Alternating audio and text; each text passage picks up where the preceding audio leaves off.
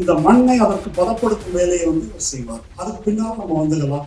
அதுக்குதான் மண்ணுக்கேற்ற மார்க்சியம் மாதிரி மண்ணுக்கேற்ற இந்துத்துவம் அண்ணாமலை வந்து பின்னால வர்றதுக்கு வந்து ரெடியா இருக்கிறார். உள்ள வர்றது இதுதான் இவர்கள் தோழர்கள், இந்த கூட்டணி கட்சிகள் அவங்க சொல்லக்கூடிய நெறிமுறைகள், நாடாளுமன்ற விதிமுறைகள் அதன்படியே எடுத்துக்கிட்டு பார்த்தாலும் 2ஆம் நாள் மனோஜ்குமார் ஜா ஒரு ஆர்ஜேடி கட்சியினுடைய national sports person, Indian express ஒரு கட்டுரை எழுதியிருக்கார்.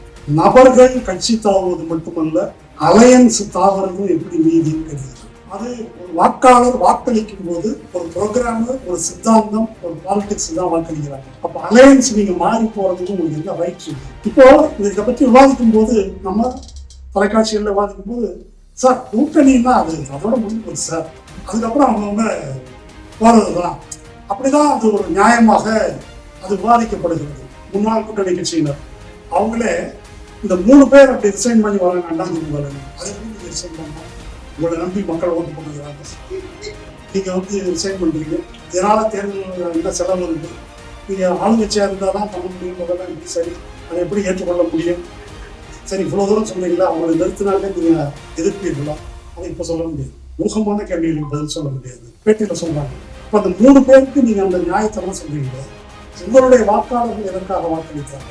இந்த பாலிடிக்ஸுக்காக வாக்களித்தவர். அப்ப நீங்க இப்படி வேற ஒரு முடிவெடுப்பது சரியா? அப்ப அவர் மனோஜ்குமார் ஜா வந்து யாருக்கு எழுதுறாரு? அவர் வந்து மம்தா கட்சியை உடைச்சதுக்காக எழுதுறாரு, சிவசேனா உடைச்சதுக்காக எழுதல, இதுக்காக தான் எழுதுறாரு. நீ அலையன்ஸ் ஜம்பிங் எப்படி சரின்னு கேட்கிறாரு. அதனுடைய நியாயம் என்ன என்ற கேள்வி கேட்கிறார். இதை வந்து தோழர்கள் இந்த கேள்விகளுக்கு வந்து விடை சொல்லணும்.